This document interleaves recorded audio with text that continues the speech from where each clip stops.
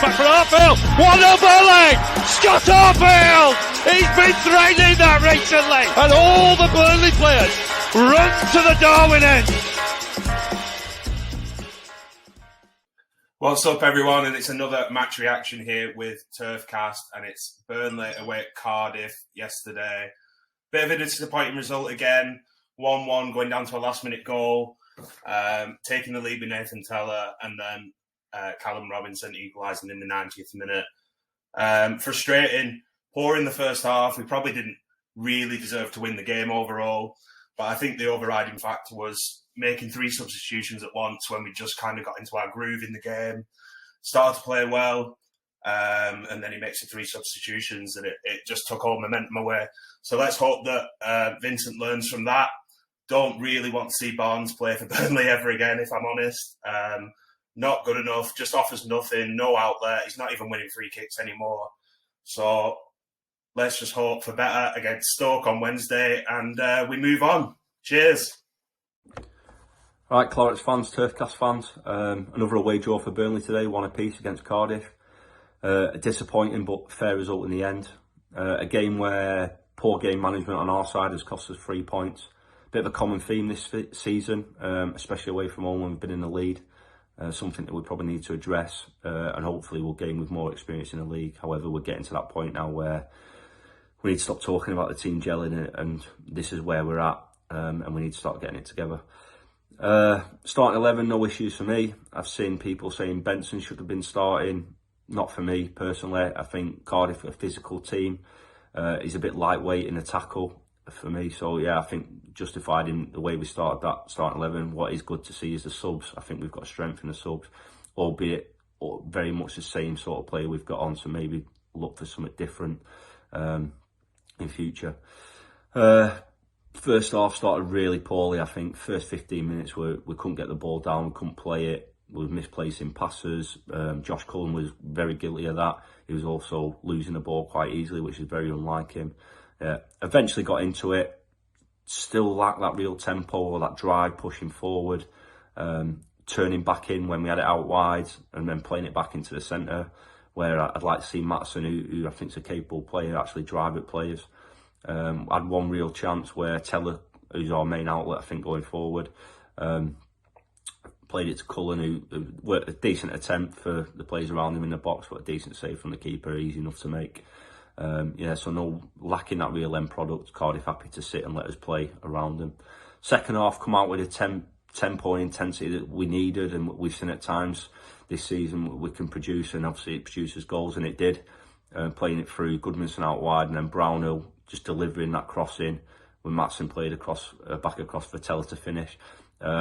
I've been saying throughout the season when I've been on with my brothers, my cousins, that we need to deliver crosses quicker as opposed to turning and slowing the play down. And it's proved on the last 2 occasions with Jane Rod nodding in against Bristol City, and obviously the goal today that works as well. We don't always need to be looking to try and pass the ball into the back of the net, which can be a cause of frustration for Burnley fans. Better second half, however, the substitutions were baffled me, to be fair. I'd have kept Teller on. He was causing problems down that line. He had 3 bookings through Teller, and keep him pushing them players who are on a yellow, that they're not going to be as willing to jump into that challenge. So yeah, it baffled me. I don't think the subs, I think we lost momentum, massively lost momentum actually with the substitutes coming on.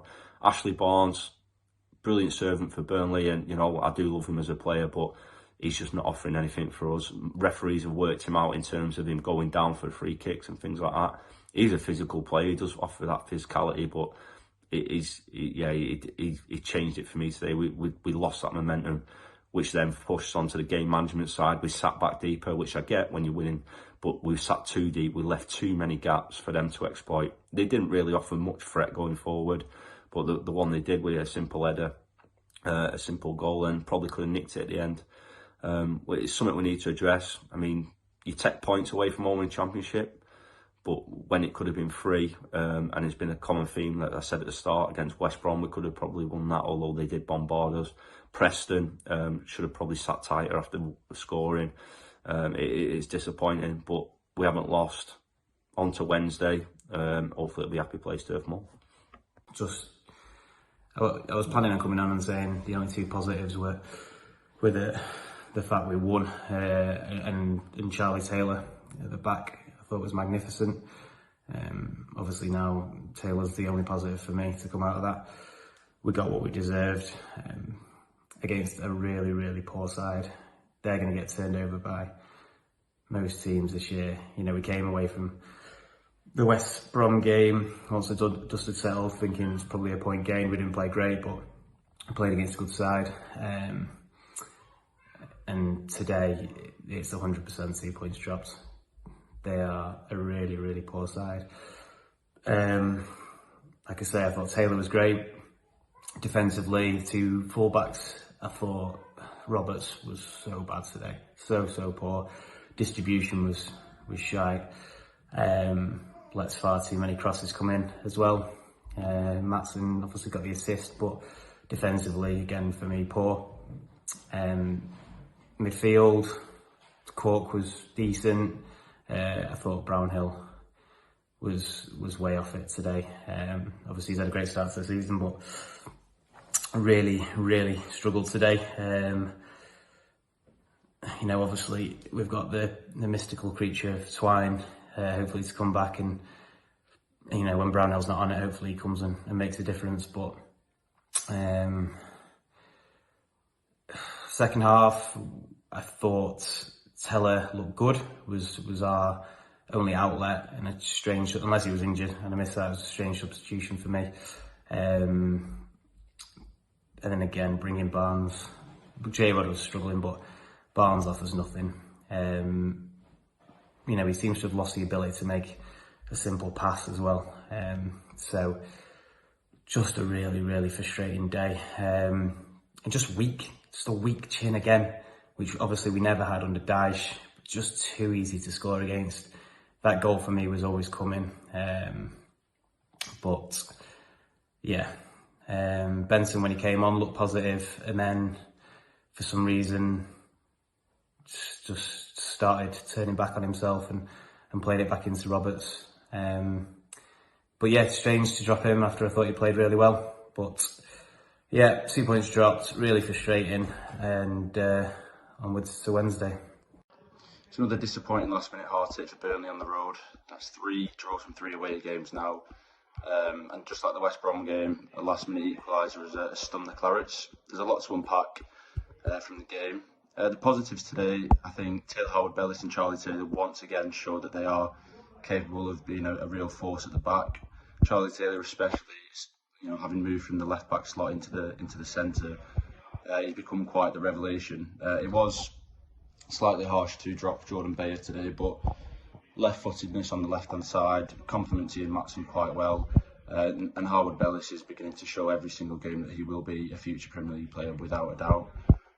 Another positive, Nathan Teller, another goal in a Burnley shirt, but you know, it counts for nothing, and that's for me personally down to Vincent Kompany today. I love the man, but his substitutions were all over the place. I know Halil Davies Ogley wasn't available today, but Ashley Barnes cannot keep starting for Burnley. I love him. He's, you know, an absolute stalwart of the team, but he's not at the level required anymore, especially in the passing style that Kompany wants to do. And the other subs as well, I feel like they just weren't right at the time. You could make a convincing case of Manuel Benson coming on, but there just seems to be, especially today, the manner of the draw, a lot of negativity in the style of play, not the Burnley that are on the front foot like we're used to. Another thing, I think Ian Maatsen, despite his brilliant start in Burnley colours, scoring on his debut, getting the assist for J-Rod at home to Hull, he's very erratic at the moment, and for the next game, I know it might be down to squad depth or whatever, but I'd really like to see Vitinho start in the left-back slot. I feel he offers a lot more consistency, maybe a few less exciting moments than Maatsen does, but overall, I feel the balance of the team's better when the Brazilian comes in. On the plus side, still 4th in the table, and the gap from the top is only 6 points. It's not the end of the world, but it does feel like the team have to really start to book their ideas up at some point if promotion is going to be a realistic possibility. Automatic promotion obviously still on the cards, but you really do begin to wonder if this Burnley team will have to settle for the playoffs, which is a good thing. At the start of the season, there were many shouts of relegation, which were ludicrous, but to say that Burnley's still fourth with 11 games gone, it's a good start. But today really does feel gutting. It's a lot different to the West Brom match where we had chances, and West Brom did batter us, to be fair, on the day. Whereas Cardiff, they were there for the taking, so easily there for the taking, and it does really feel like 2 points, massive points dropped.